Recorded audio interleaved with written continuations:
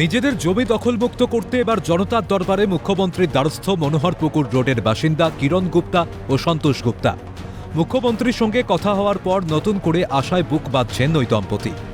অভিযোগ, গত 20 বছর ধরে নিজেদের ভিটে দখল হয়ে রয়েছে। জানা গিয়েছে, মনোহরপুকুর রোডে 1 কাঠা এবং 3 কাঠা দুটি বাড়ি সন্তোষ গুপ্তার বাবা পিয়ারে লাল গুপ্তার নামে ছিল। পরে সেটা ট্রান্সফার করে সন্তোষ গুপ্তা নিজের নামে করে নেন। কিন্তু দীর্ঘ 20 বছর ধরে নিজেদের ভিটে মাটিতে থাকতে পারছেন না সন্তোষ গুপ্তার পরিবার। ভাড়াটিয়ারা সেই জায়গা দখল করে বিল্ডিং তৈরি করেছে বলে অভিযোগ। তাই বর্তমানে তাদের নিজেদের ভিটে মাটি ছেড়ে কলকাতায় বন্ধুর বাড়িতে থাকতে হচ্ছে। নিজেদের জমি ফেরত পেতে নথিপত্র নিয়ে জনতার দরবারে দ্বারস্থ হয়েছেন ওই দম্পতি। নতুন সরকারের ওপর আশাবাদী তারা। আমাদের জায়গার জন্য আমরা মুখ্যমন্ত্রীর কাছে গেছিলাম, তো ওনার কাছে যাওয়ার এক কারণ আছে কি আমরা এই জায়গাটার জন্য 15 থেকে 20 বছর অবধি খুব এদিকে কোর্ট কেস পুলিশ থানা ভাগদৌড় খুব হয়েছিল, কিন্তু ওই জিনিসটার কোনো ফল পেলাম না। তার জন্য আজকের এদিকে জনতার দরবারে আমরা গেলাম ওইখানে। তো এইখানে যাওয়ার জন্য আমরা ইনি সবার কথা শুনছে, যার কারণে আমরা অনেক উম্মিদ থেকে ওনার কাছে গেছিলাম কি যে ভাই আমাদের কিছু না কিছু একটা হবে। এখানেই শেষ নয়, নিজেদের বাড়ি দখলমুক্ত করতে আদালতের দ্বারস্থ হন সন্তোষ গুপ্তা ও তার পরিবার। ভাড়াটিয়াদের বাড়ি ফাঁকা করার নির্দেশও দেওয়া হয় আদালতের তরফে। তবে সেই নিয়মকে বুড়ো আঙুল দেখিয়ে প্রায় 20 বছর ধরে ভাড়াটিয়ারা বাড়ি দখল করে রয়েছে। এমনকি মেলেনি বাড়ির ভাড়াটুকুও। তৎকালীন তৃণমূল সরকারের আমলে রবীন্দ্র সরোবর থানায় জানিয়েও কোনো সুরাহা মেলেনি। প্রাক্তন তৃণমূল বিধায়ক দেবাশিস কুমারের দ্বারস্থ হয়েও কোনো লাভ হয়নি বলে অভিযোগ।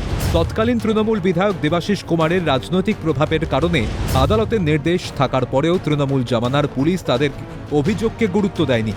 উল্টে তাদের ওপর থেকে চাপ সৃষ্টি করার অভিযোগ ওই দম্পতির। ফের আমরা এই কথাগুলো নিয়ে আমরা দেवादार কাছে গেছিলাম, जो देवा एमसी है पीछे एमएलए हो गया था, তো ওর কাছেও গেছিলাম, কিন্তু কোনো কিছু সমাধানটা পেলাম না।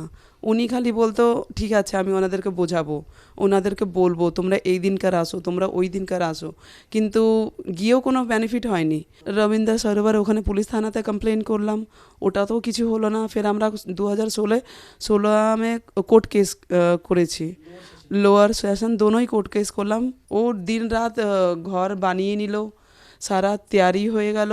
যখন পুলিশকে নিয়ে যেতাম তখন পুলিশওয়ালা বললো কি যে আমাদের উপর থেকে কল আসছে, আমরা কিছু করতে পারবো না। हाँ जी, एमसी एमएलए दोनों थे।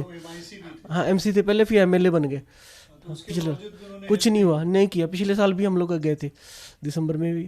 उनका उधर पास में ही ऑफिस है, कुछ नहीं हुआ। पूरा हाथ है उनको, कोई बिल्डिंग बनाने में उनका हाथ है।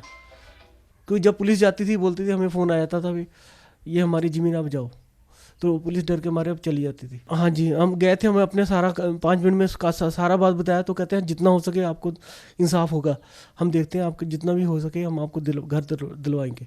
उन्हें आश्वासन दिया। তৃণমূল আমলে জমি দখলমুক্ত করতে পারেননি গুপ্তা দম্পতি। তবে রাজ্যে বিজেপি ক্ষমতায় আসার পর সাধারণ মানুষের কথা ভেবে জনতার দরবার চালু করেন মুখ্যমন্ত্রী শুভেন্দু অধিকারী। সেই জনতার দরবারে মুখ্যমন্ত্রীর সঙ্গে কথা বলে আশায় বুক বাঁধছেন সন্তোষ গুপ্তা ও কিরণ গুপ্তা। ক্যামেরায় প্রসন্ন নস্কর, সুদীপ্ত দত্তের সঙ্গে খালিদ জামাল ও রেশমি দাসের রিপোর্ট, ক্যালকাটা নিউজ।